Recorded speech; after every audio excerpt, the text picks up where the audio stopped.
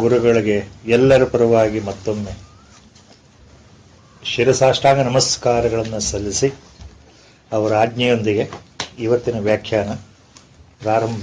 ಸರ್ವರಿಗೂ ನಮಸ್ಕಾರಗಳು. ಗುರುವೇ ಸರ್ವಲೋಕಾನಾಂ ಭಿಷಜೇ ಭವರೋಗಿನಾಂ ನಿಧಯೇ ಸರ್ವವಿದ್ಯಾನಾಂ ಶ್ರೀ ದಕ್ಷಿಣಾಮೂರ್ತಯೇ ನಮಃ. ಸದಾಶಿವಸಮಾರಂಭಾಂ ಶ್ರೀಶಂಕರಾಚಾರ್ಯ ಮಧ್ಯಮಾಂ ಅಸ್ಮದಾಚಾರ್ಯ ಪರ್ಯಂತಾಂ Vande ಗುರುಪರಂಪರಾಂ.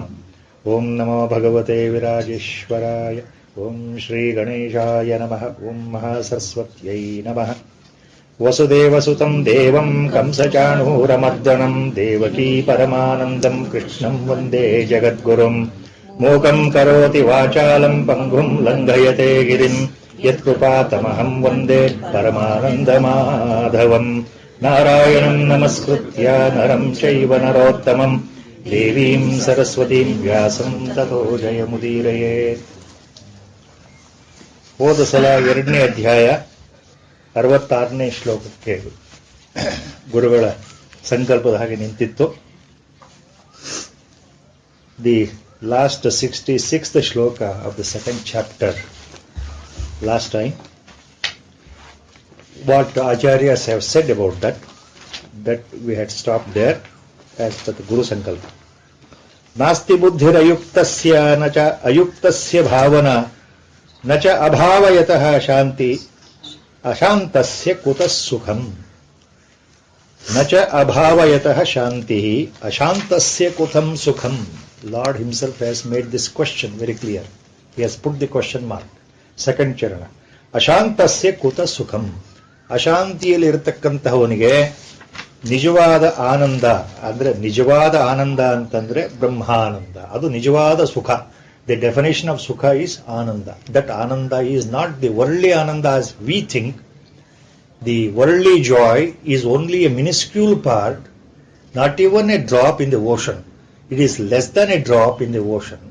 So the ocean is brahmananda. So that sukham refers to that. Ashantasya na sukham. That's where he had last time we had stopped. ಅಶಾಂತಿಯಲ್ಲಿ ಇರತಕ್ಕಂತಹ ವ್ಯಕ್ತಿಗೆ ಯಾರಿಗೆ ಯೋಗ್ಯತೆ ಇಲ್ಲವೋ ಅಂತಹವನು ಅಯುಕ್ತನಾದವನು, ಯುಕ್ತನಲ್ಲದವನು. ಅಯುಕ್ತ means one who is not qualified. So that means Lord has made the point very clear in Bhagavad Gita, which all our Mahatmans have said repeatedly in the last 5,000 years. All our Mahatmans, including our Gurudev, ide point, same point they have said. Everyone in the world cannot be spiritually oriented ಅಂತ ಅರ್ಥ. ಜಗತ್ನಲ್ಲಿ ಹುಟ್ಟಿರತಕ್ಕಂತಹ ಎಲ್ಲ ಜೀವಿಗಳಿಗೆ, ಎಲ್ಲ ಮನುಷ್ಯರಿಗೆ ಎಲ್ಲರಿಗೂ ಪರಮಾತ್ಮನ ಹತ್ರ ಹೋಗಬೇಕು, ಪರಮಾತ್ಮನನ್ನು ಹೊಂದಬೇಕು ಅಂತ ಅಪೇಕ್ಷೆ ಬರೋದಿಲ್ಲ. ಆ ಬುದ್ಧಿಯೇ ಬರೋದಿಲ್ಲ, ಆ ಮನಸ್ಸೇ ಬರೋದಿಲ್ಲ. ಇದು ಪರಮಾತ್ಮನ ಸಂಕಲ್ಪವೇ ಆಗಿದೆ. ಎಲ್ಲರಿಗೂ ಬುದ್ಧಿ ಬಂದ್ಬಿಟ್ಟಿದ್ರೆ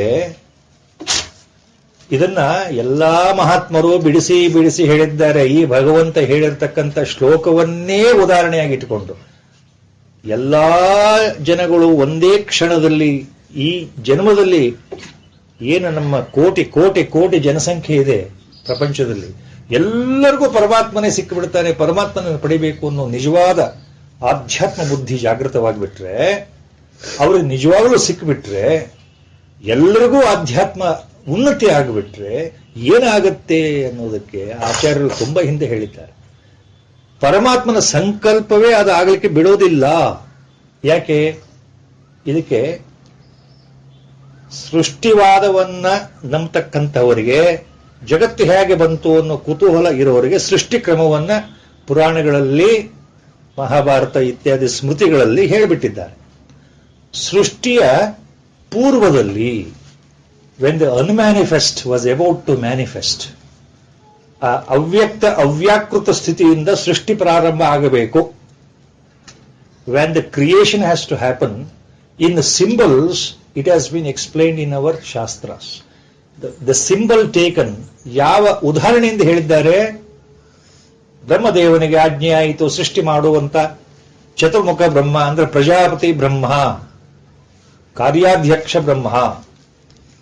ಆತನು ಪರಬ್ರಹ್ಮ ಅಲ್ಲ, ಅಪರಬ್ರಹ್ಮ ಅಂತ ಶಬ್ದ ಇದೆ, ಕಾರ್ಯಬ್ರಹ್ಮ ಅಂತ ಶಬ್ದ ಇದೆ, ಪ್ರಜಾಪತಿ ಬ್ರಹ್ಮ ಅಂತ ಶಬ್ದ ಇದೆ, ಚತುರ್ಮುಖ ಬ್ರಹ್ಮ ಅಂತ ಶಬ್ದ ಇದೆ.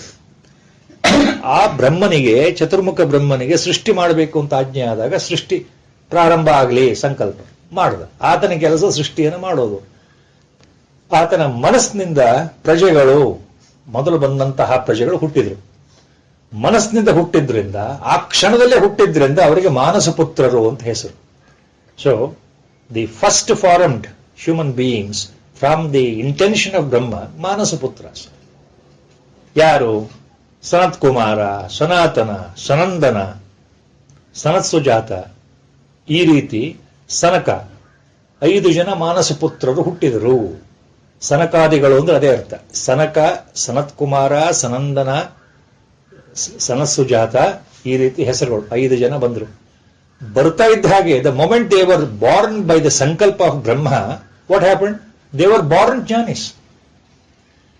ಬಾರ್ನ್ ಜ್ಞಾನೀಸ್ ದೇವರ್ ಜೀವನ್ ಮುಕ್ತಾಸ್. ಬರ್ತಾ ಇದ್ದಾಗ ಅವ್ರಿಗೆ ಏನು ಕೆಲಸವೇ ಇಲ್ಲ, ಅಲ್ಲಿ ಧ್ಯಾನ ಮಾಡ್ತಾ ಧ್ಯಾನ ಮಗ್ನರಾಗ್ಬಿಟ್ರು.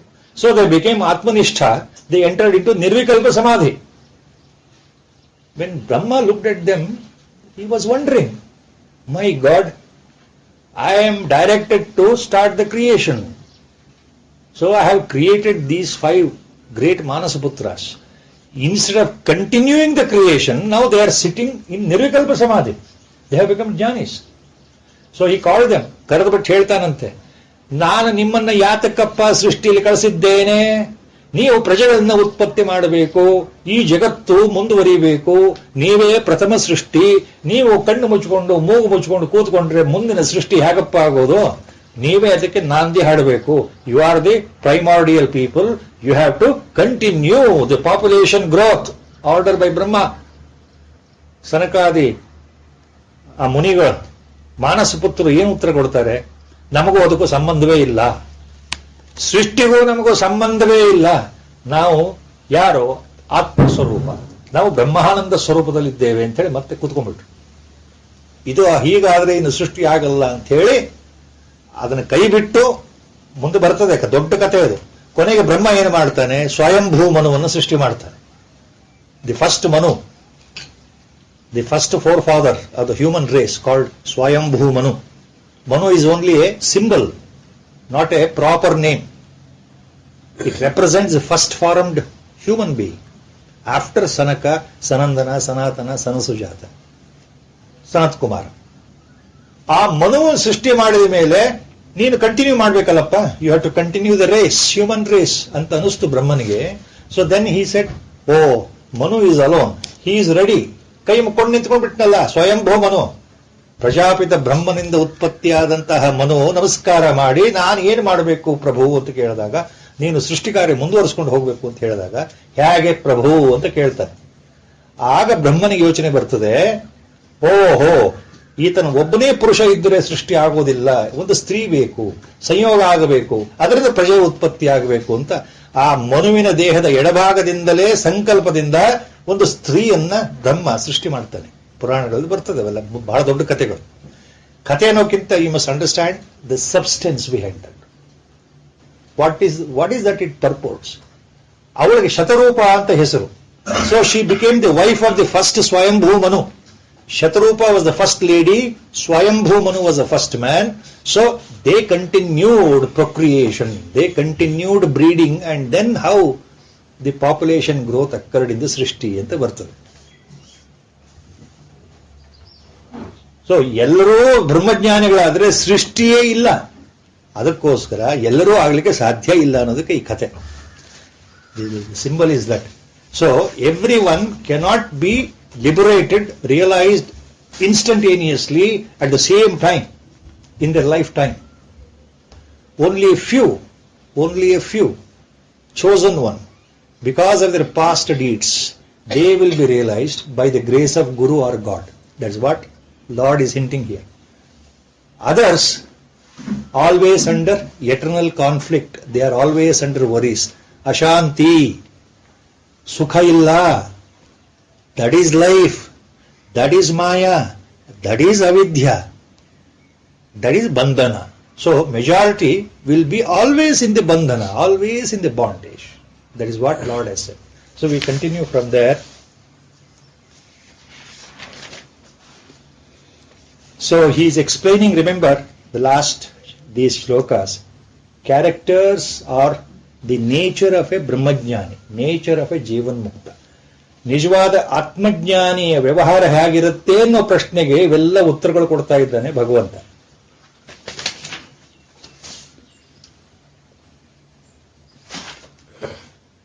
ಇಂದ್ರಿಯಾಣಾಂ ಹಿ ಚರತಾಂ ಯನ್ಮನೋ ಅನುವಿಧೀಯತೆ ತದಸ್ಯ ಹರತಿ ಪ್ರಜ್ಞಾಂ ವಾಯುರ್ನಾವಂ ಇವಾಂಭಸಿ ವಾಯು ನಾವಂ ಇವ ಅಂಭಸಿ ವಾಯುರ್ನಾವಮಿವಾಂಭಸಿ ತದಸ್ಯ ಹರತಿ ಪ್ರಜ್ಞಾಂ ವಾಯು ನಾವಂ ಇವ ಅಂಭಸಿ.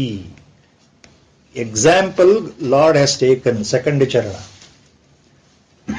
What Lord is hinting at, just like in a ocean, a boat, a small boat, navam, nave, doni, sannadadantaha ಒಂದು ದೋಣಿ, a small boat or a canoe, if it is caught up in the cyclone or the wind gale in the ocean, what happens? The small boat cannot withstand and it will drift according to the wind pressure. In whichever direction wind is blowing, the boat also will go away. That is everybody's experience. Those who have seen the boat in a river, those who have seen the boat in a sea, fishermen, they know how sometimes the winds in the ocean will carry the boats. So, ಯಾವ ರೀತಿ ಒಂದು ಚಿಕ್ಕ ನಾವೆ ಅಂತಂದ್ರೆ ಒಂದು ಹಡಗು ಅಥವಾ ಒಂದು ದೋಣಿ ಬಿರುಗಾಳಿಗೆ ಸಿಕ್ಕಾಕೊಂಡು ಸಮುದ್ರದಲ್ಲಿ ಎಲ್ಲಿಂದ್ರಲ್ಲಿ ಹೋಗುತ್ತೋ ಆ ಪ್ರಕಾರವಾಗಿ, ದಟ್ ಇಸ್ ಎಕ್ಸಾಂಪಲ್. ಇಂದ್ರಿಯಾಣಾಂ ಹಿ ಚರತಾಂ ಯನ್ಮನೋ ಅನುವಿಧೀಯತೆ ತದಸ್ಯ ಹರತಿ ಪ್ರಜ್ಞಾಂ ಅಸ್ಯ ಪ್ರಜ್ಞಾಂ ಹರತಿ. So in the same way the boat is drifted by the capacity of the wind pressure in the ocean. Same way, indriyas, our sense objects experienced by our sense organs, will take our prajna deeper into the ajnana only. ಅಂತ ಅರ್ಥ. ನಮ್ಮ ಇಂದ್ರಿಯಗಳ ಏನಿದೆಯಲ್ಲ, ಈ ವಿಷಯವನ್ನ ಗ್ರಹಣ ಮಾಡತಕ್ಕಂಥ ಶಕ್ತಿ ನಮ್ಮ ಇಂದ್ರಿಯಗಳಿಗಿದೆಯಲ್ಲ, ಅದರಲ್ಲೇ ನಾವು ಮುಳುಗಿರೋದ್ರಿಂದ ಈ ಜಗತ್ತಿನಲ್ಲಿ ನಾವು ಏನ್ ನೋಡ್ತಾ ಇದ್ದೇವೆ ಅದು ಸತ್ಯ, ನಾವೇನು ಕೇಳ್ತಾ ಇದ್ದೇವೆ ಅದು ಸತ್ಯ, ನಾವೇನು ಮೂಸ್ ನೋಡ್ತೇವೆ ಅದು ಸತ್ಯ. ಇದು ಸುವಾಸನೆ ಇರಬಹುದು, ದುರ್ಗಂಧ ಇರಬಹುದು. ದುರ್ಗಂಧ ಇದ್ದರೆ ನಾವು ಮೂಗು ಮುಚ್ಕೊಂಡು ಓಡೋಗ್ತೇವೆ. ಅಥವಾ ಬಾಯಿಗೆ ರುಚಿ ಬೇಕು, ರುಚಿಯಾದ ಆಹಾರ ಬೇಕು, ಅದು ಸತ್ಯ. ಮಾತುಗಳು ಕಿವಿಗೆ ಬೀಳಬೇಕು, ಅದು ಸತ್ಯ. ಇವೆಲ್ಲವೂ ನಮಗೆ ಸತ್ಯ. ಸೊ ನಮ್ಮ ಮನಸ್ಸು ಅಲ್ಲೇ ಇರುತ್ತೆ ಅಂತ. C our mind is always distracted by the 5 experiences from the world we receive every time. So simple. That is what Lord is giving the same common example. When somebody talks ill of me, I listen to it directly. Or when a friend of mine comes to me and says, look, so and so was talking ill of you. He was complaining about you. He was scolding you. He was using bad words about you. He was sarcastically laughing at you. So that becomes a sort of a burning hatredness in my mind about that person. ಯಾರೋ ಒಬ್ಬರು ನನಗೆ ಬೈತಾ ಇದ್ದಾರೆ, ನಾನು ಹಿಂದ್ಗಡೆ ಮಾತಾಡ್ಕೊಳ್ತಾ ಇದ್ದಾರೆ, somebody is backbiting me. The moment I come to know, ಅಲ್ಲಿವರೆಗೆ I was all right. See, the moment I come to know somebody is backbiting me, how do I come to know? Somebody tells me. My close friend comes and tells me, or a chamcha of mine comes and tells me. Usually, in the whole life, every one of us, we know this in the offices where we work, when we meet with the people, when we are working in an organization, whether government or a private or whatever, or a business, we are all right as long as we don't hear any bad words. My subordinate, my clerk who is loyal to me in service, or my peon, he comes and tells me something wrong. You know why? Because he wants to gain something good from you. He wants to be in a good books with you. So ನಮ್ಮ ಸುತ್ತಲೂ ಇರೋ ಜನಗಳು ಏನ್ ಮಾಡ್ತಾರೆ, ನಮಗೆ ನಮ್ಮನ್ನು ಸಂತೋಷವಾಗಿ ಇಡಬೇಕು ಅಂತ ಹೇಳಿ ನಮ್ಮ ಮನಸ್ಸಿಗೆ ಅವ್ರು ಹೀಗೆ ಹೇಳಿದ್ರು ಸರ್ ನಿಮ್ಮ ಬಗ್ಗೆ, ನೀವು you are a useless fellow, you are a 420 sir. I am not saying, he is telling. The moment it comes to my ear, my peace is gone. That is what lord is telling. I was all right till 11 o'clock in the office.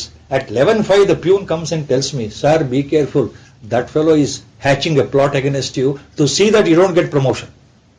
Finish. From 11 o'clock, next, that point always remains in my mind. I develop hatredness. Only one indriya, kelodu, hearing itself how it makes me perturbed. Seeing, another indriya, most powerful. My mind is carried always towards that. Only good things I want to see. Bad things I don't want to see. Somebody on the roadside, if there is an accident, some dog is dead on the corner of my road, the smell is coming horrible, I will avoid that road. I can't even see that. Some procession is going on, somebody is hitting somebody, some quarrel is there, I am not bothered. The moment I see, I will run away. I don't want to be a part of that. Namagadu bekagilla. I want only good things to see. A beautiful movie is there, I want to go there. Because I enjoy. Manaranjane. So whatever my mind feels, where I get sort of a enjoyment, I want to go there, I want to see that. And the eternal, ever since the creation, as I told, from Swayambhu Manu and Shatarupa, till the creation ends, this lust and desire between opposite sex is it is always a in thing in the life. ವ್ಯವಹಾರದಲ್ಲಿ, ಪ್ರಪಂಚದಲ್ಲಿ ಕಾಮ ಅನ್ನೋದು, ಆಸೆ ಅನ್ನೋದು, ಲೈಂಗಿಕ ಆಕರ್ಷಣೆ ಯಾವಾಗಲೂ ಇರುವಂಥದ್ದೇ. ಸೃಷ್ಟಿ ಆರಂಭದಿಂದ ಸೃಷ್ಟಿ ಕೊನೆಯವರೆಗೆ ಯಾರೋ ಅದನ್ನು ತಪ್ಪಿಸಲಿಕ್ಕೆ ಸಾಧ್ಯವಿಲ್ಲ. Nobody can eradicate that. So my mind wants to be with a particular person because I feel I am elated. See, eyes look at the outer beauty, so mind is attracted. So every indriya is playing a trick on my mind. So my mind is going that side, my mind is going this side. 5 ಇಂದ್ರಿಯಗಳು ಎಷ್ಟು ಆಟ ಆಡಿಸುತ್ತೆ ಅಂದ್ರೆ, ಈ ಕ್ಷಣ ಇಲ್ಲಿ, ಆ ಕ್ಷಣ ಅಲ್ಲಿ. ಹೀಗಿರ್ಬೇಕಾದ್ರೆ ಮನಸ್ಸಿಗೆ ಶಾಂತಿ ಎಲ್ಲಿ ಬರುತ್ತೆ?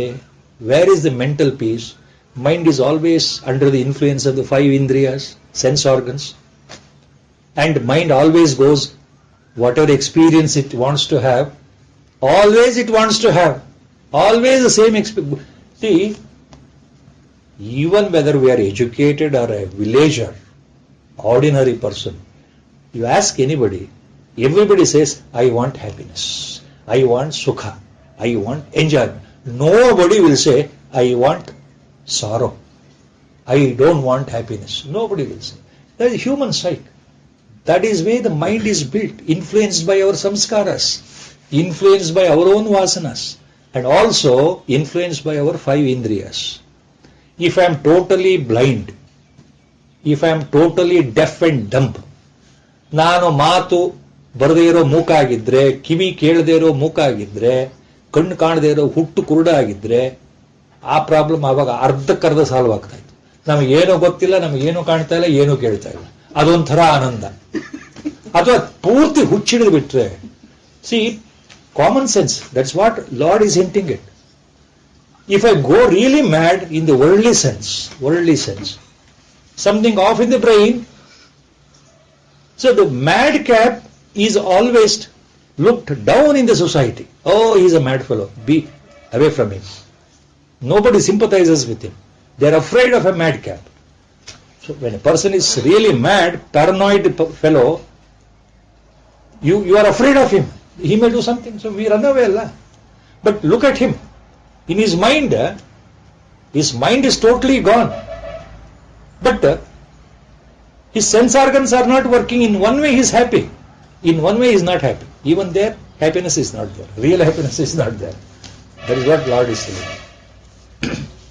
So when there is no peace of mind, how does he end up in bliss? So indriyanam hi charatam yan manah anuvidhiyate. When the mind is controlled by indriyas, mind runs away like a boat driven by the gale or the wind force in the ocean.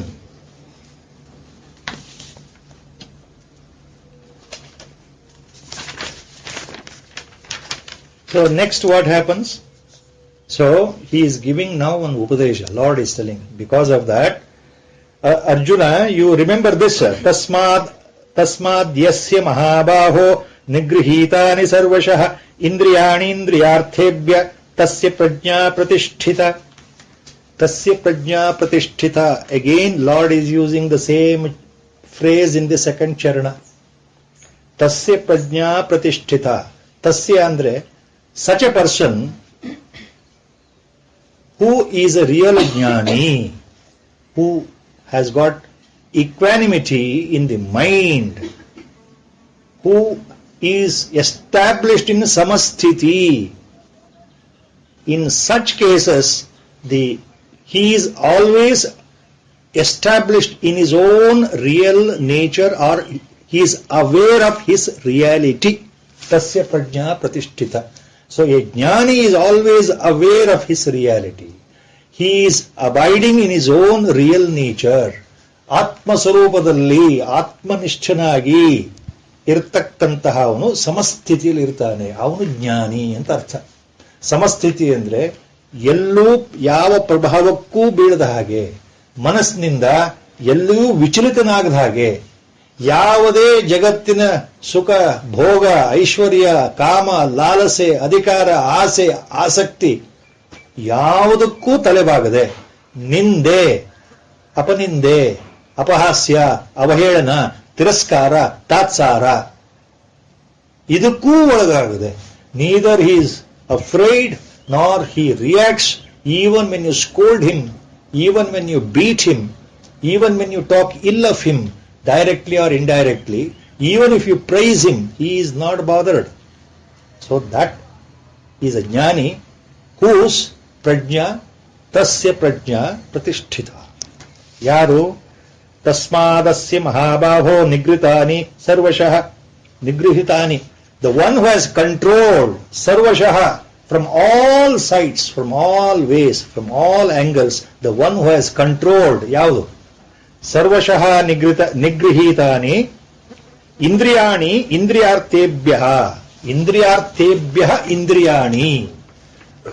The one who has controlled his senses from the sense objects, influence of the sense objects.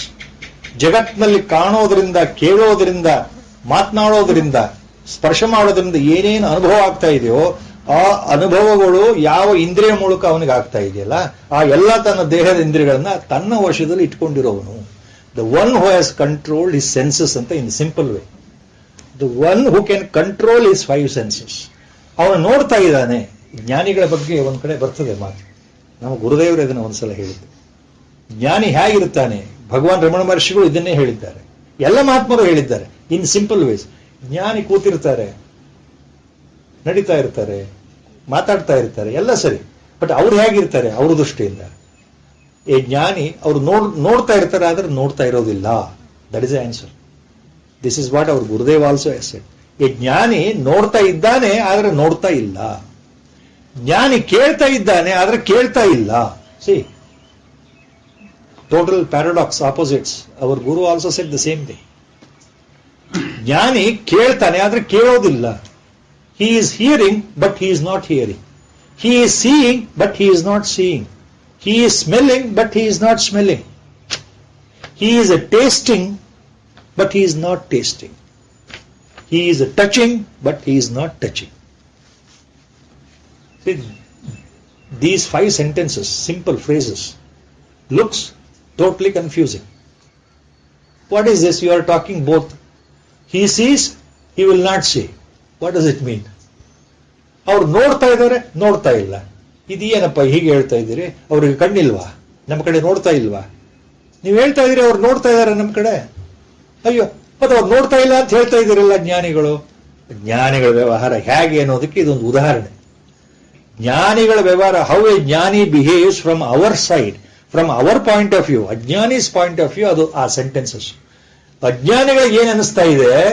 C, onlooker thinks that he is looking at me. Onlooker is not a ಜ್ಞಾನಿ ಅಂತ ಅರ್ಥ. ಯಾರು ಗುರುಗಳನ್ನ ನೋಡ್ತಾ ಇದ್ದಾರೋ ಆ ನೋಡೋರ್ಗೆ ಏನ್ ಅನಿಸ್ತಾ ಇದೆ? ಗುರುಗಳು ನನ್ನ ಕಡೆನೇ ನೋಡ್ತಾ ಇದ್ದಾರೆ. ಆದ್ರೆ ಗುರುಗಳಿಗೆ ಏನ್ ಅನಿಸ್ತಾ ಇದೆ? ಅದು ಇಂಪಾರ್ಟೆಂಟ್.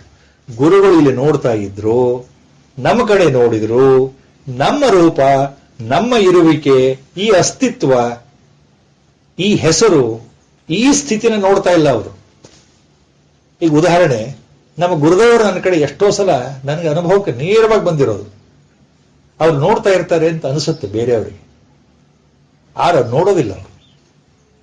ನೀವು ಅನ್ನೋ ಭಾವನೆಯಿಂದ ನೋಡಿರೋದಿಲ್ಲ. ಓ, ಇವರು ಇಂಥವರು, ನಾಗರಾಜ್ ಪದಕಿ ಕೂತ್ಕೊಂಡಿದ್ದಾರೆ, ಇವನಿಗಿಷ್ಟು ವಯಸ್ಸು, ಇವನು ಇಂಥವನು, ಆ ಥರದಲ್ಲಿ ನೋಡೋದೇ ಇಲ್ಲ ಅವರು. ನಮ್ಮ ಅಸ್ತಿತ್ವ, ಹೊರಗಿನ ಅಸ್ತಿತ್ವ ನೋಡೋದೇ ಇಲ್ಲ ಅವರು ಅಂತ ಅರ್ಥ. ಅವ್ರು ನೋಡಲ್ಲ, ಆದ್ರೂ ನೋಡ್ತಾರೆ. ಏನ್ ನೋಡ್ತಾರೆ?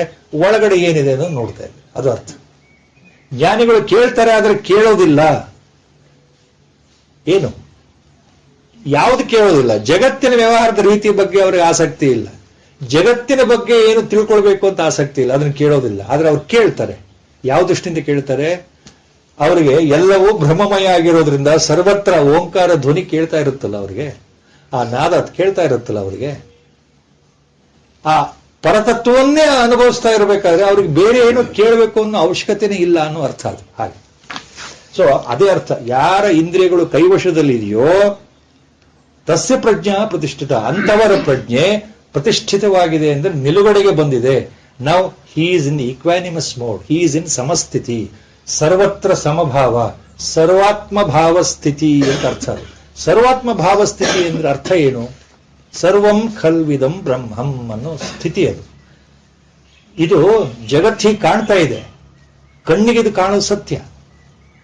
ವ್ಯವಹಾರಿಕ ದೃಷ್ಟಿಯಿಂದ, from the practical point of view, Acharya also say same thing.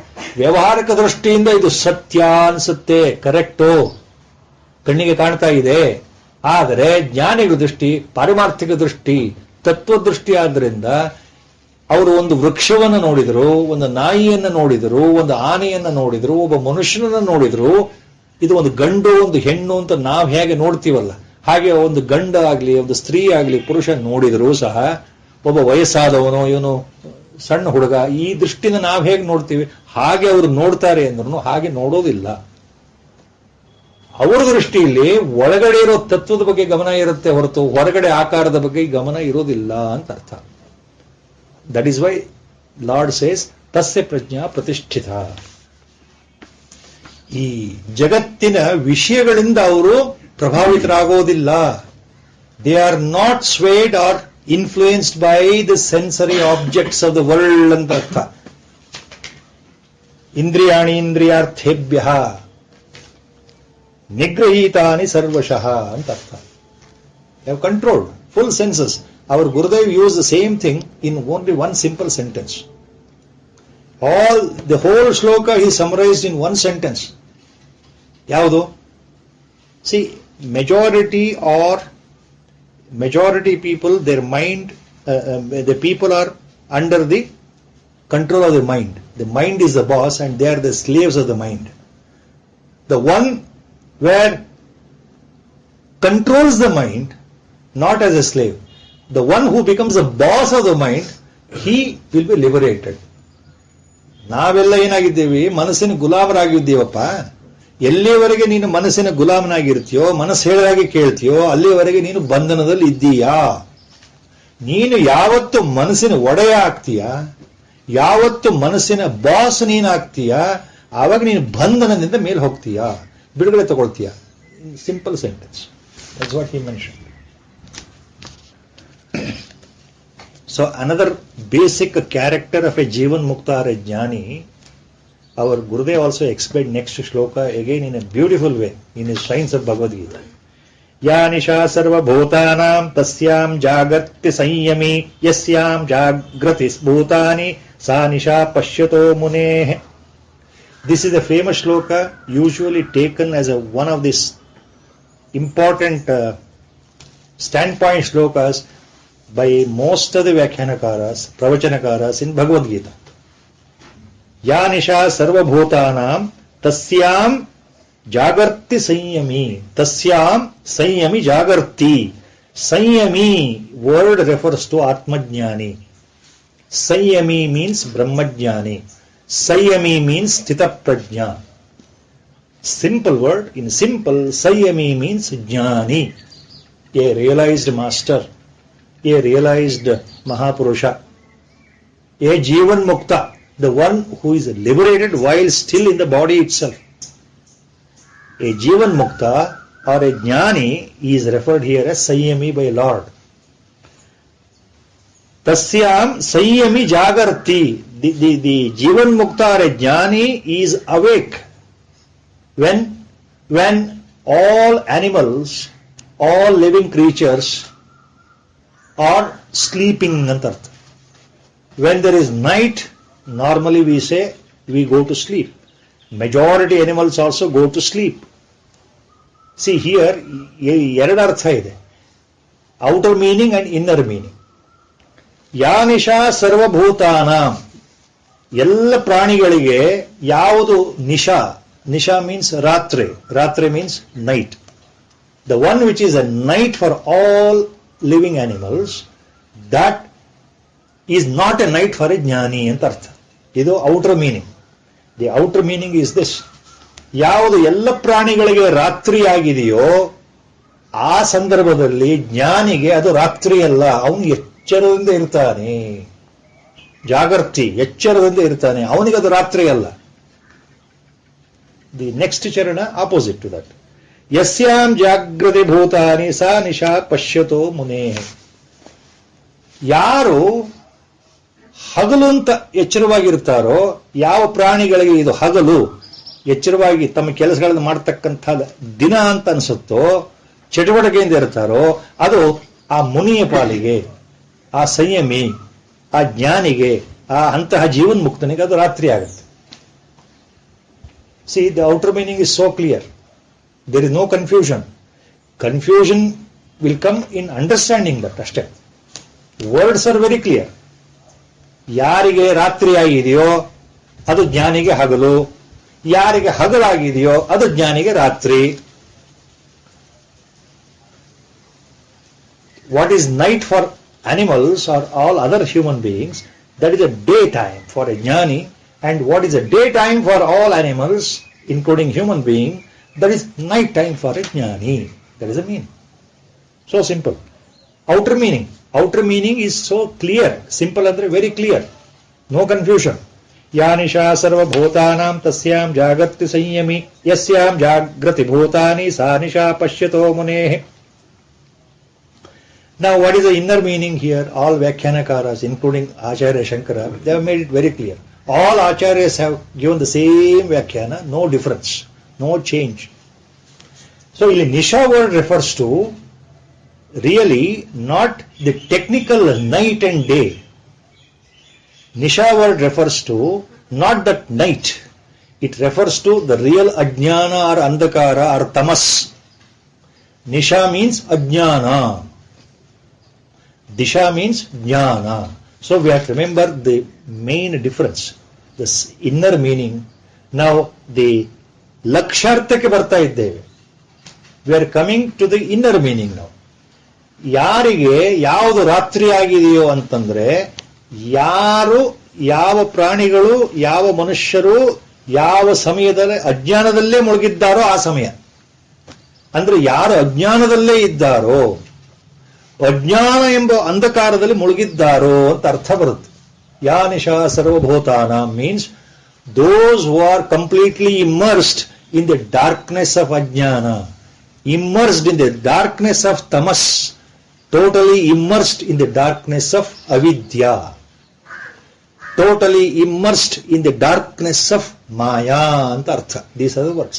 Ya nisha sarva bhutana. All such individuals who are immersed in the darkness of ajnana, darkness of tamas, darkness of inactivity, mentally inactive, no viveka, no discrimination, no vairagya, no dispassion, no spiritual hunger. That is the meaning. Ya nisha. ಯಾವುದೇ ರೀತಿಯ ಪಾರಮಾರ್ಥಿಕ ಹಸಿವು ಇಲ್ಲ, ಆಧ್ಯಾತ್ಮ ಜ್ಞಾನವನ್ನ ಪಡಿಬೇಕು ಅನ್ನೋ ಇಂಗಿತವೂ ಇಲ್ಲ, ನಿಜವಾದ ಆಧ್ಯಾತ್ಮ ವಿದ್ಯೆಯನ್ನ ಹೊಂದಬೇಕು ಅಂತಕ್ಕಂಥ ಅಪೇಕ್ಷೆಯೂ ಇಲ್ಲದೆ ಇರತಕ್ಕಂತಹವರು ಅಂದ್ರೆ ಸಾಮಾನ್ಯ ಮನುಷ್ಯರು, ಸಾಮಾನ್ಯರು, ಕಾಮನ್ ಮ್ಯಾನ್, ವರ್ಲ್ಡ್ಲಿ ಮ್ಯಾನ್. ಇವೆಲ್ಲ ಮೀನಿಂಗ್ ನಿಶಾ. ಯಾವ ಅಪೇಕ್ಷೆಯೋ ಜ್ಞಾನವನ್ನು ಹೊಂದಬೇಕು ಅನ್ನೋ ಅಪೇಕ್ಷೆ ಆಗಲಿ, ಅಥವಾ ಪಾರಮಾರ್ಥಿಕ ಬುದ್ಧಿ ಆಗಲಿ, ಆಧ್ಯಾತ್ಮ ಹೃದಯವಾಗಲಿ, ಆಧ್ಯಾತ್ಮದ ಕಡೆ ಹೋಗುವ ಮನಸ್ಸಾಗಲಿ, ಪರಮಾತ್ಮನನ್ನೇ ಹೊಂದಬೇಕು ಅನ್ನೋ ಮನಸ್ಸಾಗಲಿ, ಇದು ಯಾವುದು ಇಲ್ಲದೆ ಇರೋರು ಹೇಗಿದ್ದಾರೆ? ಅಜ್ಞಾನದಲ್ಲಿದ್ದಾರೆ. ಅವರು ಅಂಧಕಾರದಲ್ಲಿ ಮುಳುಗಿದ್ದಾರೆ. ಅದೇ ಅವರ ಪಾಲಿನ ರಾತ್ರಿ. ಸೊ ದಿ ಅಜ್ಞಾನ ಈಸ್ ರೆಫರ್ಡ್ ಆಸ್ ನಿಶಾ. ಸೊ ಎಲ್ಲರೂ ಅಜ್ಞಾನದಲ್ಲಿ ಮುಳುಗಿದಾಗ ವಾಟ್ ಅಬೌಟ್ ಅಜ್ಞಾನಿ? ಸಂಯಮಿ. ಜ್ಞಾನಿ ಈಸ್ ಆಪೋಸಿಟ್ ಅಲ್ಲ. ಸೊ ಜ್ಞಾನಿ is already realised. Is a ಮಹಾಪುರುಷ, ಈಸ್ ಅ ಸಂತ ಪುರುಷ, is a sage like our Gurudev. So you think he is also under tamas? Do you think he is under ajnana? That is what Lord is asking you, and he is making it very clear. ಪರಮಾತ್ಮ ಏನ್ ಹೇಳ್ತಾ ಇದ್ದೇನೆ ಅರ್ಜುನನಿಗೆ, ನೋಡಪ್ಪ, ಎಲ್ಲರೂ ಅಜ್ಞಾನದಲ್ಲಿ ಅಂಧಕಾರದಲ್ಲಿ ಮುಳುಗಿದ್ದಾರಲ್ಲ, ಆದ್ರೆ ಜ್ಞಾನಿ ಹಾಗೆ ಮುಳುಗಿರೋದಿಲ್ಲ. ಜ್ಞಾನಿ ಯಾವಾಗಲೂ ಎಚ್ಚರದಲ್ಲಿ ಇರ್ತಾನೆ. ಯಾವ ಎಚ್ಚರ? He is always. ಜಾಗೃತಿ ಅಂದ್ರೆ ಯಾವುದು? From the point of jnana he is awakened. You are all sleeping in ajnana, whereas the jnana is awakened because he has become jnana swarupa himself. He has become satya swarupa himself. He has become ananda swarupa himself. He is the embodiment of jnana. A jnani is nothing but jnana swarupa. He knows his real nature. Sarvam khalvidam brahmam. ಇದೆಲ್ಲವೂ ಬ್ರಹ್ಮ ಸ್ವರೂಪ ಅಂತ ಇರೋದು ಒಂದೇ ಅಂತ ಗೊತ್ತು. There is only one thing, there is nothing else, there is no second. ಇರೋದು ಒಂದೇ ವಸ್ತು, ಏಕಂ ಏವ ಅದ್ವಿತೀಯ. And he is that only. He has experienced, he has personal experience, direct experience, and he abides in that experience only. The knower himself is known. So there is no second. So ಜ್ಞಾನಿ ಎಚ್ಚರವಾಗಿರ್ತಾನೆ ಅಂತ ಅರ್ಥ. So that is how very clearly Lord is hinting it. ಯಸ್ಯಾಂ ಜಾಗೃತಿ ಭೂತಾನಿ ಸಾ ನಿಶಾ ಪಶ್ಯತೋ ಮುನಿ. ಯಾರಿಗೆ ಎಚ್ಚರವಾಗಿದೆಯೋ ಆ ಎಚ್ಚರವಾಗಿರುವ ಸಮಯದಲ್ಲಿ ಜ್ಞಾನಿ ನಿದ್ದೆ, ಅದು ನಿಶೆ, ಅದು ರಾತ್ರಿ. ಜ್ಞಾನಿಗೆ ಅಂದ್ರೆ ಅರ್ಥ ಏನು? The second line is quite slightly different. ಯಾರಿಗೆ ಇದು ಹಗಲು ಅಂತ ಅನ್ಸುತ್ತೋ ಅದು ಜ್ಞಾನಿಗೆ ರಾತ್ರಿ. What is day time for people, a jnani it is night time. What does it mean here? Day time means mind is, previous shloka, influenced totally by sense organs. Mind is roaming in the world all the time, in the physical world, worldly affairs. This is real, I am real, you are real, I am different, you are different. He is mine, he is not mine, he is my friend, he is my enemy. So in such a dual mode, we are totally busy in our life, morning to evening, daytime. ಜಾಗೃತಾವಸ್ಥೆಯಲ್ಲಿ ನಮ್ಮ ಮನಸ್ಸು ಪ್ರಪಂಚಕ್ಕೆ ಸುತ್ತೊಡಿತಾನೇ ಇರ್ತದೆ, ಪ್ರಪಂಚದಲ್ಲೇ ಮುಳುಗಿರುತ್ತೆ ಅಂತ ಅರ್ಥ. ಅಂದ್ರೆ ಅಜ್ಞಾನದಲ್ಲೇ ಮುಳುಗಿದೆ. ಹೆಸರಿಗೆ ನಮಗೆ ಎಚ್ಚರ ಇದೆ, ಜಾಗೃತಾವಸ್ಥೆ ಇದೆ, ಎಚ್ಚರವಾಗಿದ್ದೇವೆ ಅನ್ಕೊಂಡ್ರು ಯಾವ ರೀತಿ ಎಚ್ಚರ? ಅದು ಪ್ರಾಪಂಚಿಕ ಎಚ್ಚರ. From the worldly sense we are awake, because we are again in the worldly life only. We are busy with the worldly life. So what we call that we are awake, it is not the spiritual awakening. It is only awakening from sleep. Because sun rises in the east, we just get ourselves awakened. So we call, oh, this now the daytime has started. Adu namaga hagalu. And we are busy with the life. Till we get a deep sleep, now ಮತ್ತೆ ರಾತ್ರಿ ನಿದ್ದೆ ಹೋಗೋ ತನಕ ನಮಗಿದು ಸತ್ಯ. Waking state is real, ಪರಮ real. ಸತ್ಯ ಸತ್ಯ, ಇದು ಸತ್ಯ. ನಿದ್ದೆ ಬರೋ ತನಕ ಇದು ಸತ್ಯ. ನಿದ್ದೆ ಒಳಗೆ ಪ್ರಪಂಚ ಇರೋದಿಲ್ಲ, ಆ ಮಾತು ಬೇರೆ. Gurudev how n number of times he explained the waking state and deep sleep. That itself will take hours together, the way he narrates. So this is real, this is reality. Now I am awake. The moment I am awake, remember what happens? My ego flashes in fraction of a second. ಎಚ್ಚರ ಆಗುವ ಸ್ಥಿತಿ ಇದೆಯಲ್ಲ, ರಾತ್ರಿ ಗಾಢ ನಿದ್ದೆ.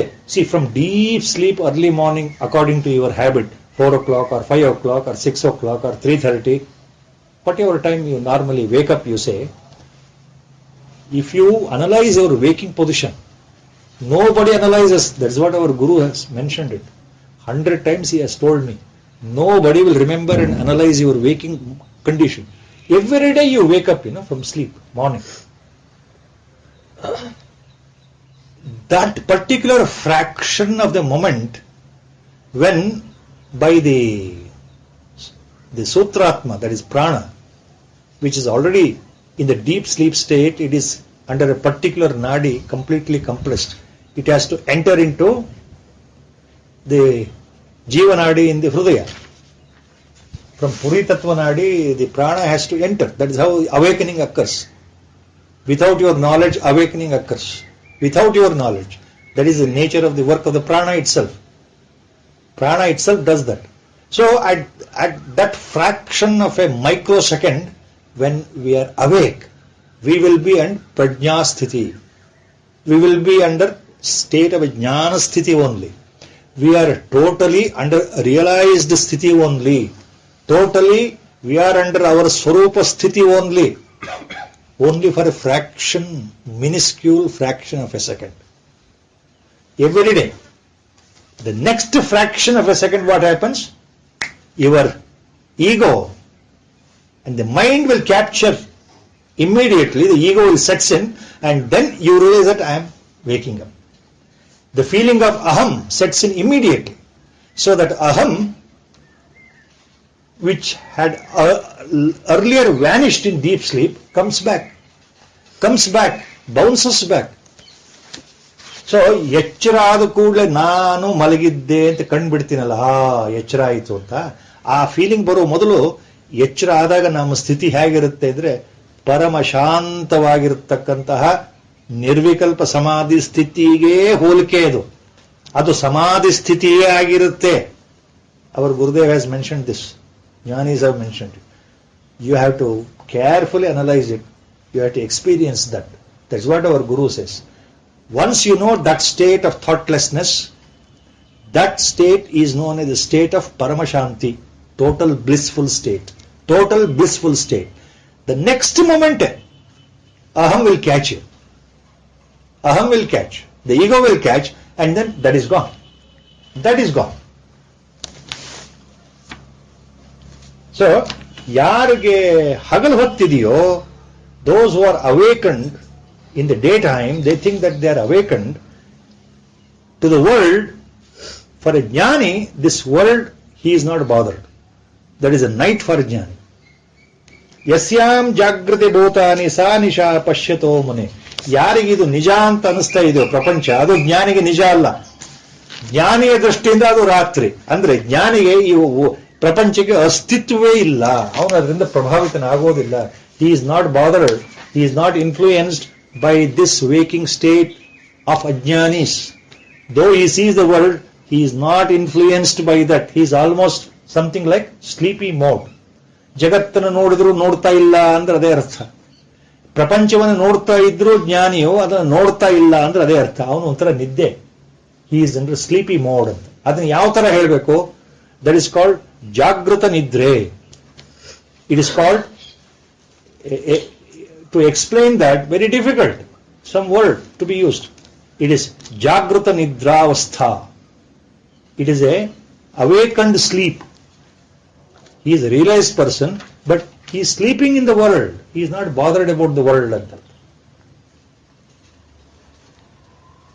Acharya Shankara, for this line, ಯಸ್ಯಾಂ ಜಾಗೃತಿ ಭೂತಾನಿ ಸಾ ನಿಶಾ ಪಶ್ಯತೋ ಮುನೆ. ಯಾರಿಗೆ ಅದು ಹಗಲಾಗಿದೆಯೋ ಈ ಪ್ರಪಂಚ, ಅದು ಜ್ಞಾನಿಗಳಿಗೆ ನಿಜವಾಗ್ಲೂ ಪ್ರಪಂಚವೇ ಅಲ್ಲಪ್ಪ ಅದು, ಆದರೆ ಅವನಿಗೆ ರಾತ್ರಿ ಸಮಾನ ಅಂತ ಏನು ಪರಮಾತ್ಮ ಹೇಳ್ತಾ ಇದ್ದಾನೆ.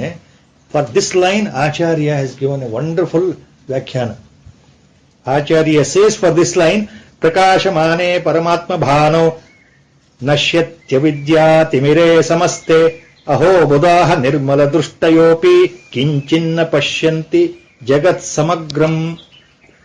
ಕಿಂಚಿತ್ ನ ಪಶ್ಯತಿ ಸರ್ವಂ ಸಮಗ್ರಂ ಜಗತ್. ಕಿಂಚಿತ್ ನ ಪಶ್ಯತಿ ಸಮಗ್ರಂ ಜಗತ್. ಯಾರು ಸ್ವಲ್ಪವೂ ಈ ಪ್ರಪಂಚದ ಕಡೆ ಅವರ ದೃಷ್ಟಿ ಇಲ್ಲ, ವ್ಯವಹಾರದ ಪ್ರಪಂಚದ ಕಡೆ ದೃಷ್ಟಿ ಇಲ್ಲ ಅಂತ. ಯಾರಿಗೆ? ಜ್ಞಾನಿಗಳಿಗೆ. ಯಾರು? ಬುಧಾಹ ಅಹೋ ಬುಧಾಹ ನಿರ್ಮಲ ದೃಷ್ಟಯೋಪಿ, ನಿರ್ಮಲವಾದಂತಹ ದೃಷ್ಟಿ ಇರತಕ್ಕಂತಹ ಬುಧ ಮೀನ್ಸ್ ಜ್ಞಾನಿ. ಅಂತಹ ಜ್ಞಾನಿಗಳಿಗೆ ಪ್ರಪಂಚದ ಬಗ್ಗೆ ದೃಷ್ಟಿ ಇರೋದಿಲ್ಲ. ಯಾಕೆ? ಪ್ರಕಾಶಮಾನೆ ಪರಮಾತ್ಮ ಭಾನೋ ನಶ್ಯತಿ ಅವಿದ್ಯಾ ತಿಮಿರೇ ಸಮಸ್ತೆ. ಸಮಸ್ತ ಅವಿದ್ಯಾತಿಮಿರ ನಶ್ಯತಿ, ಅವಿದ್ಯಾತಿಮಿರ ನಶ್ಯತಿ, ಸಮಸ್ತ ಅವಿದ್ಯಾತಿಮಿರ. Timira word refers to a sort of a cataract, defect in the eye. When the cataract grows, see, eye becomes normal. We can't see. Clarity is gone. So you have to remove that cataract. Cataract operation. ಕಣ್ಣಿನ ಪೊರೆ ತೆಗಿಬೇಕು ಅಂತ ನಾವು ಹೇಳ್ತೀವಲ್ಲ, ಕಣ್ಣಿನ ಪೊರೆ ತೆಗೆದು ಆಗಿನ ಕಾಲದಲ್ಲೂ ಇತ್ತು, 8ನೇ ಶತಮಾನದಲ್ಲಿ ಇತ್ತು. ಅದನ್ನೇ ಆಚಾರ್ಯರು ಉದಾಹರಣೆ ತಗೊಂಡಿದ್ದಾರೆ. ಏನ್ ತಗೊಂಡಿದ್ದಾರೆ? ಅವಿದ್ಯಾ ಸಮಸ್ತ ಅವಿದ್ಯಾ ತಿಮಿರೇ ನಶ್ಯತಿ. ಅವಿದ್ಯೆ ಅಂತಕ್ಕಂತಹ, ಅಜ್ಞಾನ ಎಂತಕ್ಕಂತಹ ಸಮಸ್ತ ಕಣ್ಣಿನ ಪೊರೆ ಜ್ಞಾನಿಗಳಿಗೆ ತೆಗೆದುಹಾಕಲ್ಪಟ್ಟಿದೆ. ಯಾದ್ರಿಂದ? ಪ್ರಕಾಶಮಾನೆ ಪರಮಾತ್ಮ ಭಾನು, ಆ ಸ್ವಯಂ ಸಿದ್ಧವಾದ ಆತ್ಮಸ್ವರೂಪ, ಆತ್ಮಸೂರ್ಯನಲ್ಲೇ ಅವರು ಮುಳುಗಿರೋದ್ರಿಂದ, ಆತ್ಮಸ್ವರೂಪದಲ್ಲೇ ಇರೋದ್ರಿಂದ ಅವರಿಗೆ ಈ ಅಜ್ಞಾನ ಎಂತಕ್ಕಂತಹ ಕಣ್ಣಿನ ಪೊರೆ ತಿಮಿರ ಹೊರಟೋಗಿದೆ. ಅವರಿಗೆ ಅಜ್ಞಾನವೇ ಇಲ್ಲ ಅನ್ನೋ ಅರ್ಥ.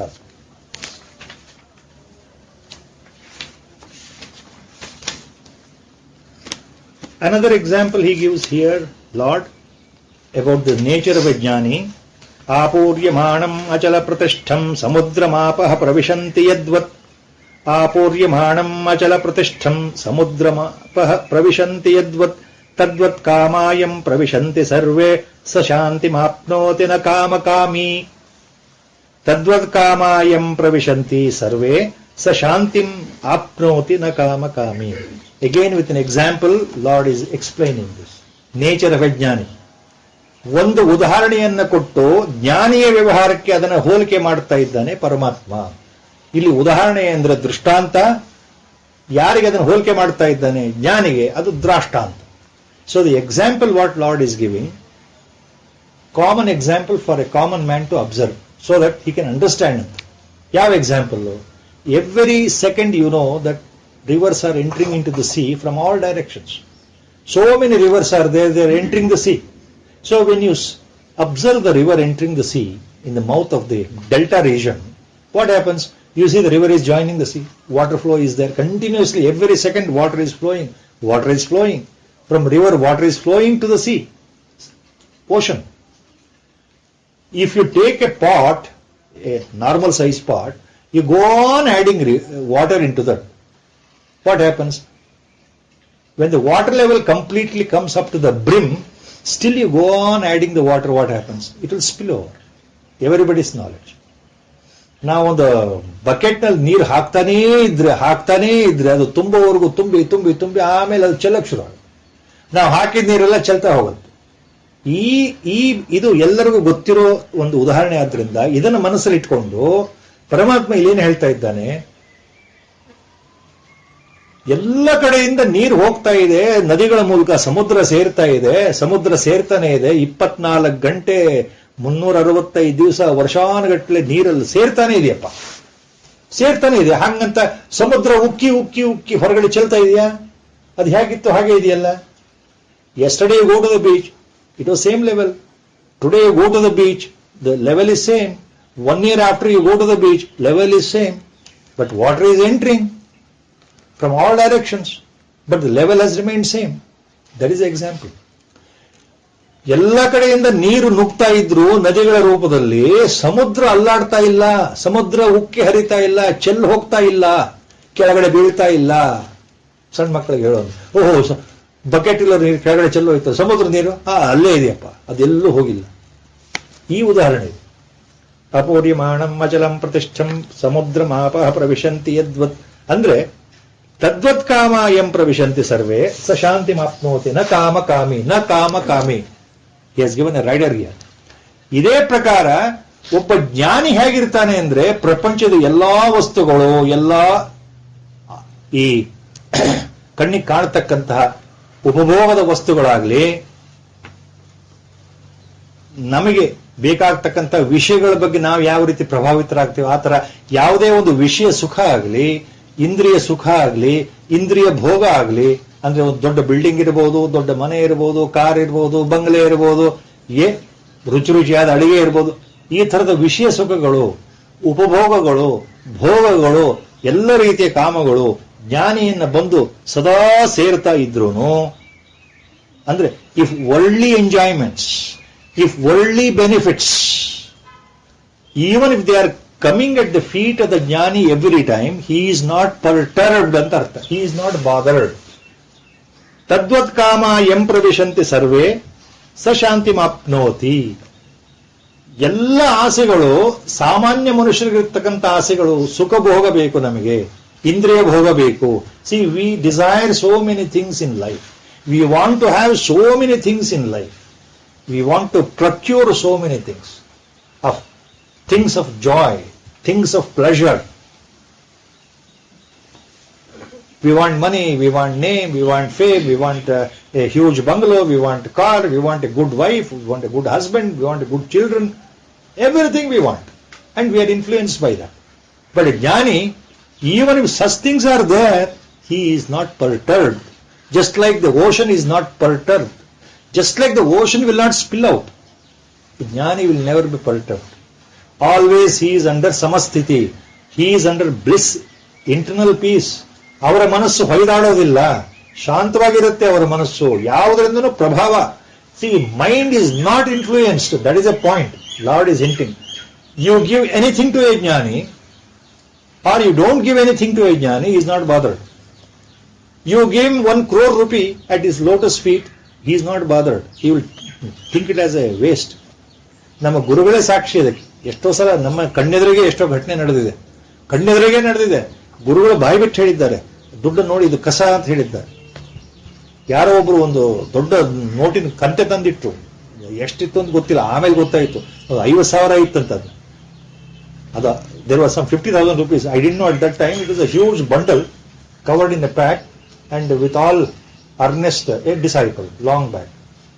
He came and handed over to Gurudev. Covered bundle.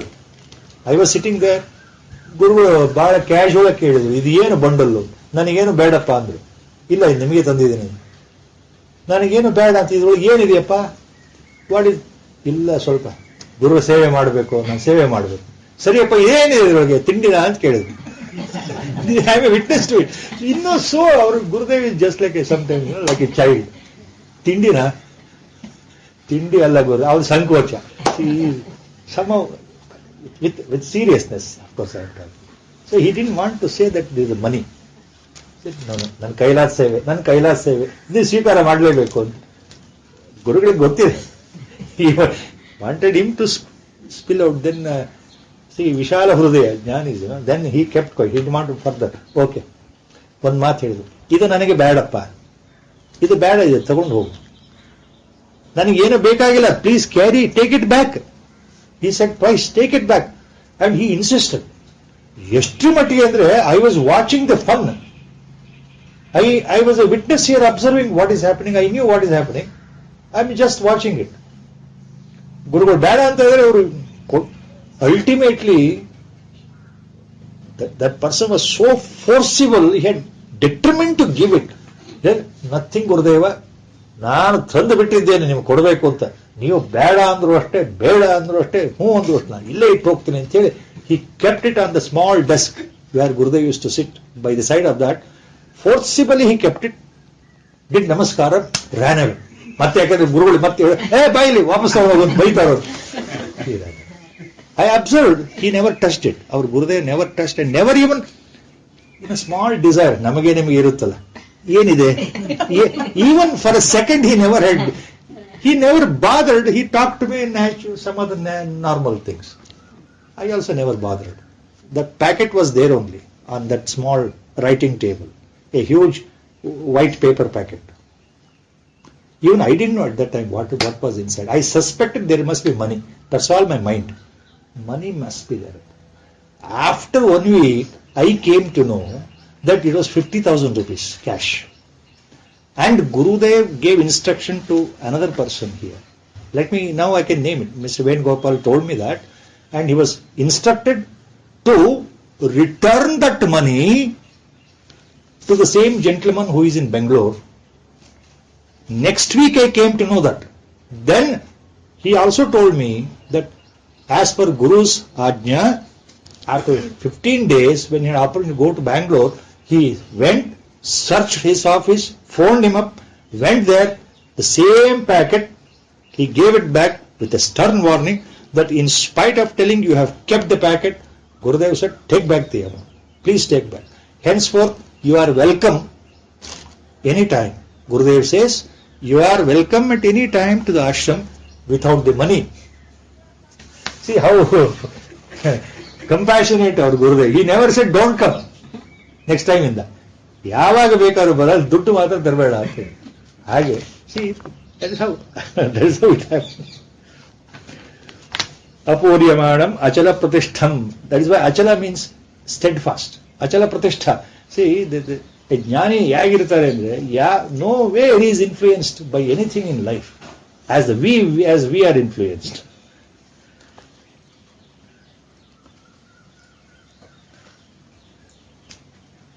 Vihaya kamanya sarvan pumanshcharati nispruhah nirmamo nirahankarah sashantim adigacchati. Vihaya kaman anyah sarvan pumanshcharati nispruhah nirmamo nirahankarah sashantim adigacchati. Now the last but one shloka to end this second chapter. Final point about a jnani, Lord is making very clear. Vihaya kaman anyah sarvan kamaha vihaya. The one who totally shuns all the desires in this way. Andre ella asegalannu bittavanu. All desires rooted out from the mind. Rooted out permanently from the mind. Idu beku adu beku annu varade illa. No question of expecting anything also. Totally. No expectation, no desire. Just remaining neutral, only a pure conscious witness. See, this is very important.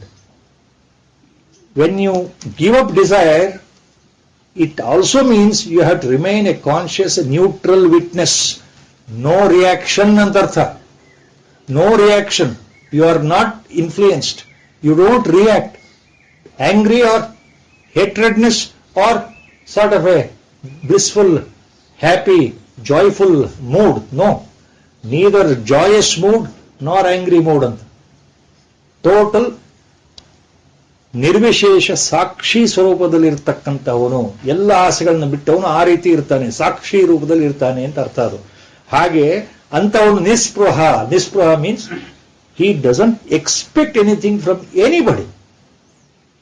No expectation, no question of anything. ಯಾವುದನ್ನು ನಿರೀಕ್ಷೆ ಮಾಡೋದು ನಾಳೆ ಹೀಗಾಗತ್ತೆ, ನಾಳೆ. See, what about my tomorrow's food? No expectation. Where do I sleep tomorrow? No expectation. What will happen to my body tomorrow? No expectation. Who will feed me tomorrow? No expectation. Nispruha. Taking everything in the same sense as things come, because they are in the eternal now. ವರ್ತಮಾನದಲ್ಲಿ ಸಾಕ್ಷಿಭೂತನಾಗಿರ್ತಕ್ಕಂಥವನು Jeevan ಮುಕ್ತ. ಕಾಲ ಅನ್ನೋದಿಲ್ಲ ಅಲ್ಲಿ. See they are beyond time space continuum. ಕಾಲ ದೇಶ ಅವಸ್ಥೆ ಮೂರಕ್ಕೂ ಅತೀತರಾಗಿರ್ತಾರೆ ಜ್ಞಾನಿಗಳು ಅಂತ ಅರ್ಥ. ಹಂಗಂದ್ರೆ ಏನು? ಕಾಲಾತೀತ, ಭೂತ, ಭವಿಷ್ಯತ್, ವರ್ತಮಾನ, ಈ ಮೂರು ಕಾಲಗಳನ್ನು ನಾವು ಯಾವ ರೀತಿ ಡಿವೈಡ್ ಮಾಡ್ತೀವಿ, past, present, future, they don't divide like that. There is no time. They are always in the present. Always in the present. That is called eternal now. Always in the feeling of now. They abide in that state. Deshatita. Space. They are not bothered. Iha, para, iloka, aloka, yava botheration illa. Kalatita, deshatita, avasthatita. Avasthatita antandre jnani, there is no real deep sleep.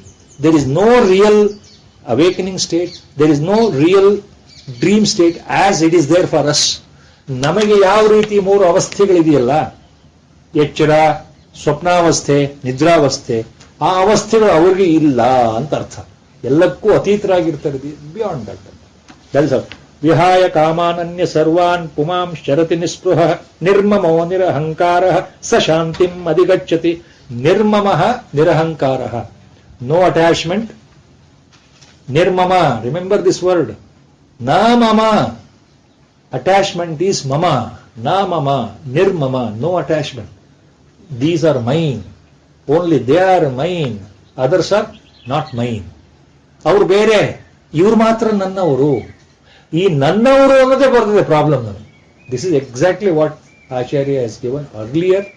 Even lord has told in the final benediction in Uttara Gita, Anugita, same thing he says. Now the same word is using. One who is nirmama, one who is nirahankari, he is the one known as jnani. ಯಾರು ಮಮತಾರಹಿತರಾಗಿ, without attachment a person remains, without any sort of desire a person remains, without an iota of ego, even a speck of ego, ನಾನು ಅನ್ನೋ ಭಾವ ಇಲ್ಲದೆ ಇರತಕ್ಕಂಥವ್ರು. ಯಾರು ಅಹಂಕಾರಿ ಅಲ್ಲವೋ, ಯಾರು ಮಮ ಅನ್ನೋದನ್ನು ಪೂರ್ತಿ ಬಿಟ್ಬಿಟ್ಟಿದ್ದಾರೋ, ಮಮತೆಯನ್ನು ಪೂರ್ತಿ ಮಮಕಾರವನ್ನು ಹೊಡೆದಾಕಿದ್ದಾರೋ, ಯಾರು ಎಲ್ಲ ಆಸೆಗಳನ್ನು ಬಿಟ್ಟಿದ್ದಾರೋ, ಸ ಶಾಂತಿಂ ಅಧಿಗಚ್ಚತಿ, ಅಂತವನು ಪರಮಶಾಂತಿಯನ್ನು ಹೊಂದುತ್ತಾನೆ.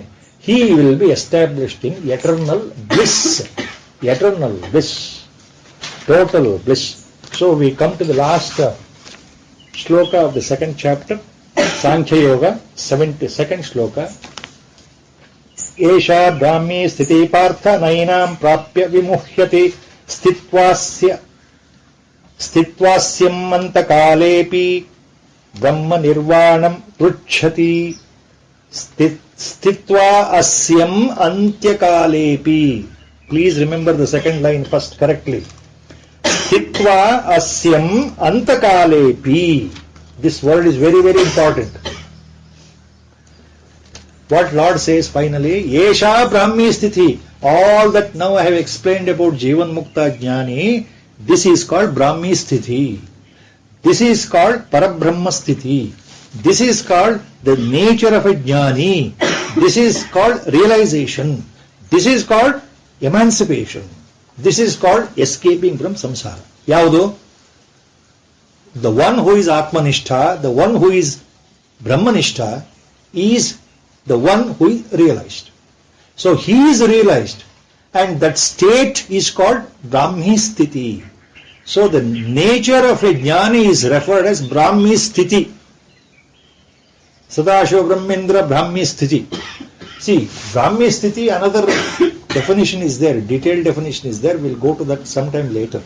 Today is not today. But here, the main point, Lord concludes that you have to attain this Brahmi Sthiti while living. So if you can develop this nature, this status of a Jnani, you come out of the samsara. ಬಿಡುಗಡೆ ಆಗಿಬಿಡುತ್ತಲ್ಲಪ್ಪ ಸಂಸಾರದಿಂದ, you come out of the bondage. While living in the body, you are liberated. No more death, no more rebirth. Amaratva, eternal. You will be eternal all the time. Real Amaratva. Apart from that, Esha Brahmi Sthiti Partha na enam prapya vimuhyati. Once you get it, na vimuhyati, you are not perturbed. You are not totally distracted. ಇದು ಒಮ್ಮೆ ಸಿಕ್ಕರೆ, ಈ ಸ್ಥಿತಿ ಬಂದ್ರೆ ಇದರಿಂದ ಜಾರೋ ಅವಶ್ಯಕತೆ ಇಲ್ಲವೇ ಇಲ್ಲ, ಕೆಳಗೆ ಬೀಳೋ ಅವಶ್ಯಕತೆ ಇಲ್ಲವೇ ಇಲ್ಲ, ಬೀಳೋದೇ ಇಲ್ಲ. Once you reach it, that is the final. You must reach it. You must strive now itself while living. Then in the second charana he gives another clue. Second charana he gives another clue. This is important. We have to concentrate on this clue given by Lord. ಎರಡನೇ ಚರಣ ಇದೆಯಲ್ಲ, ಈ ಏಷ ಬ್ರಾಹ್ಮಿ ಸ್ಥಿತಿ ಪಾರ್ಥ ನೈನಾಂ ಪ್ರಾಪ್ಯ ಸ್ಥಿತ್ವಾಸ್ಯ ಅಂತಕಾಲೇಪಿ, ಸ್ಥಿತ್ವಾ ಅಸ್ಯಂ ಅಂತಕಾಲೇಪಿ, ಸ್ಥಿತ್ವಾಸ್ಯಾಂ ಅಂತಕಾಲೇಪಿ ಬ್ರಹ್ಮ ನಿರ್ವಾಣಂ ರುಚ್ಛತಿ. Second line, even if you don't get this jnanavastha now, don't bother antartha. Lord is making one point very clear. Even if you don't get this avastha of a jnani, this avastha of a brahmanistha, or even if you don't get this atma jnana now, don't bother. Don't worry ಅಂತ ಹೇಳ್ತಾ ಇದ್ದಾನೆ ಭಗವಂತ. ಎರಡನೇ ಚರಣದಲ್ಲಿ ಏನ್ ಹೇಳ್ತಾ ಇದ್ದಾನೆ? ಅಂತಕಾಲೇಪಿ, even at finally, if you don't get now, don't be worried, don't be afraid, don't be disheartened. Even at least at the time of death, ಅಂತಕಾಲೇಪಿ ಅಸ್ಯಾಂ ಸ್ಥಿತಿ ಅಪಿ, even in the end stage of the life, when the death is about to take you away, if you remember, if you remain, if you remember this state, even then Brahma Nirvanam Ruchyati. Even then you will be realized. That means two things are very clear here in this last shloka. Lord has made 2 points very clear. Jivan Mukti you can attain now itself while still living before death. If it is not possible, don't be disheartened. ಈಗಲೇ ನಿಮಗೆ ಸಿಗುತ್ತೆ, ಒಂದು ವೇಳೆ ಸಿಗಲ್ಲಲ್ಲಪ್ಪ, ಸಿಗೋದಿಲ್ವಲ್ಲಪ್ಪ, ನನಗೆ ಏನಪ್ಪ ಮಾಡೋದು ಅಂತ ಚಿಂತೆ ಮಾಡೋದು ಬೇಕಾಗಿಲ್ಲ. ಸಾಯುವ ಸಮಯದಲ್ಲಿ, ಮರಣದ ಸಮಯದಲ್ಲಿ ಒಂದು ಕ್ಷಣ ಇದರ ಬಗ್ಗೆ ಮನಸ್ಸು, ಯಾವುದು ಆತ್ಮಜ್ಞಾನದ ಬಗ್ಗೆ ಇದುವರೆಗೆ ನಾನೇನು ಹೇಳಿದ್ದೇನೆ ಅದರ ಬಗ್ಗೆ ತಿಳುವಳಿಕೆ ಮೂಡಿದ್ರೆ ಸಾಕು. ಪರಮಾತ್ಮ ಏನ್ ಹೇಳಿದ್ದಾನೆ ನೆನೆಸ್ಕೊಂಡ್ರೆ ಸಾಕು, ನಿನಗೆ ಆ ಬ್ರಾಹ್ಮಿ ಸ್ಥಿತಿ ಬರೋದು ನಿಶ್ಚಯ. ಅಂದ್ರೆ ಪ್ರಾಣ ಹೋಗುವ ಸಮಯದಲ್ಲಾರೂ ನೆನಪಾದರೆ, ನಿನಗೆ ಅಂತ್ಯಕಾಲದಲ್ಲಾರೂ ಅದು ನೆನಪಿಗೆ ಬಂದ್ರೆ ನೀನ್ ನನ್ನನ್ನೇ ಹೊಂದುತ್ತೀಯಪ್ಪ, ನನ್ನನ್ನೇ ಪಡೀತೀಯ ಅಂದ್ರೆ ವಾಪಸ್ ಬರೋಲ್ಲ. ಆ ಬ್ರಾಹ್ಮಿ ಸ್ಥಿತಿ ಬಂದ್ಬಿಡುತ್ತೆ. ಇದು ಎರಡೂ ಹೇಳ್ತಾ ಇದ್ದಾನೆ ಭಗವಂತ. ಜೀವನ್ ಮುಕ್ತಿನೂ ಹೇಳ್ತಾ ಇದ್ದಾನೆ, ವಿದೇಹ ಮುಕ್ತಿನೂ ಹೇಳ್ತಾ ಇದ್ದಾನೆ. ಅಂದ್ರೆ ಅರ್ಥ ಏನು? ವಿದೇಹ ಮುಕ್ತು. ಈಗ ಎಷ್ಟೋ ಜನ ಬಹಳ ಜ್ಞಾನಿಗಳಾಗಿ ಇರ್ತಾರೆ, ಮಹಾತ್ಮರೇ ಆಗಿರ್ತಾರೆ, ಸಂಪೂರ್ಣ ಅವರಿಗೆ ಜ್ಞಾನ ಬಂದಿರೋದಿಲ್ಲ ಅಂತ ಅರ್ಥ. ಅವರು ಬದುಕಿದ್ದಾಗ ಪೂರ್ತಿ ಜ್ಞಾನವಂತರಾಗಿರೋದಿಲ್ಲ. ಅಂದ್ರೆ ಅವರು ಜೀವನ್ಮುಕ್ತರಾಗಿರೋದಿಲ್ಲ. ಪದಾರ್ಥ ಜ್ಞಾನವಾಗಿರುತ್ತೆ, ಆದರೆ ಜೀವನ್ಮುಕ್ತತೆ ಸಿಕ್ಕಿರೋದಿಲ್ಲ. ಅವರು ಪರಮಜ್ಞಾನಿಗಳಾಗಿರೋದಿಲ್ಲ, ಅದರ ಬಗ್ಗೆ ತಿಳ್ಕೊಂಡಿರ್ತಾರೆ, ಸ್ವಂತ ಅನುಭವಕ್ಕೆ ಇನ್ನೂ ಬಂದಿಲ್ಲ.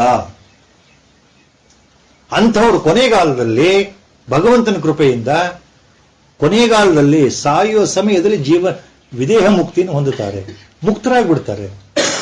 ಸೊ ಅದು ಯಾರು ಗಾಬರಿಯಾಗೋದು ಬೇಡ ಅಂತ ಹೇಳ್ತಾ ಇದ್ದೇನೆ ಪರಮಾತ್ಮ. ಈಗ ಜೀವನ್ಮುಕ್ತತೆ ಬರದೇ ಇದ್ರೂ ವಿದೇಹ ಮುಕ್ತ ಅಂತಂದ್ರೆ ಸಾಯುವ ಸಮಯದಲ್ಲಿ ಮುಕ್ತಿ ಸಿಗೋದು ಗ್ಯಾರಂಟೀಡ್.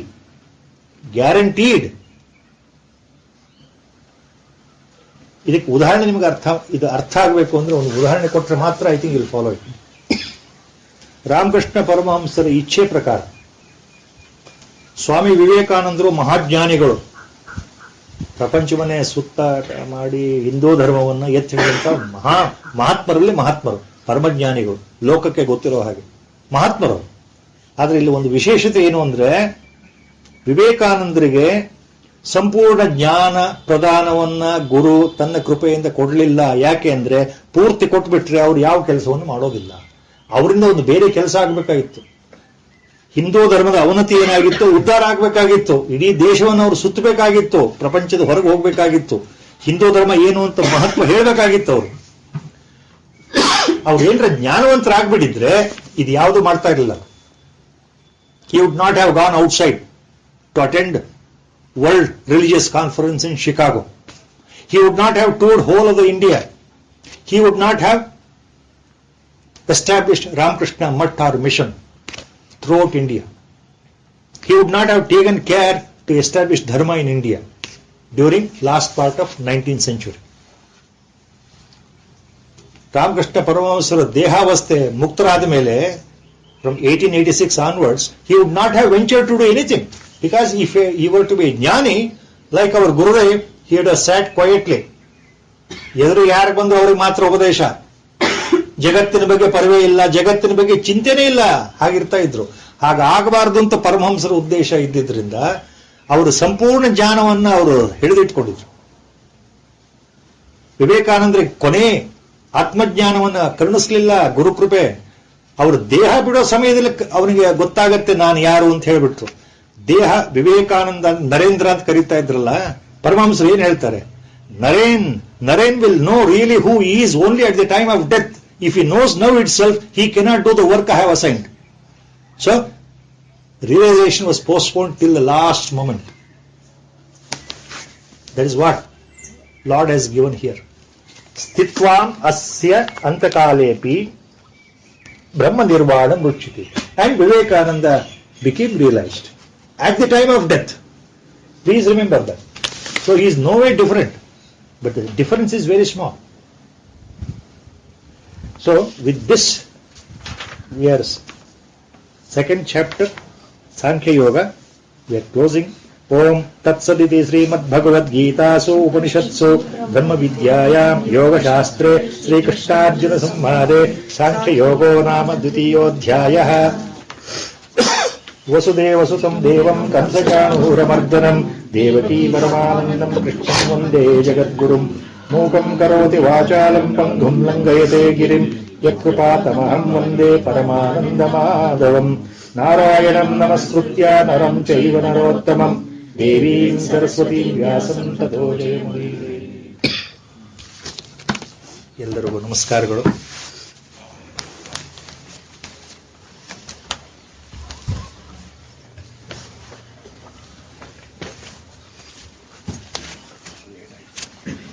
ಶ್ರೀರಾಮ ಜಯ ರಾಮ ಜಯ ಜಯ ರಾಮ ಶ್ರೀರಾಮ ಜಯ ರಾಮ ಜಯ ಜಯ ರಾಮ ಶ್ರೀರಾಮ ಜಯ ರಾಮ ಜಯ ಜಯ ರಾಮ ಶ್ರೀರಾಮ ಜಯ ರಾಮ ಜಯ ಜಯ ರಾಮ ಶ್ರೀರಾಮ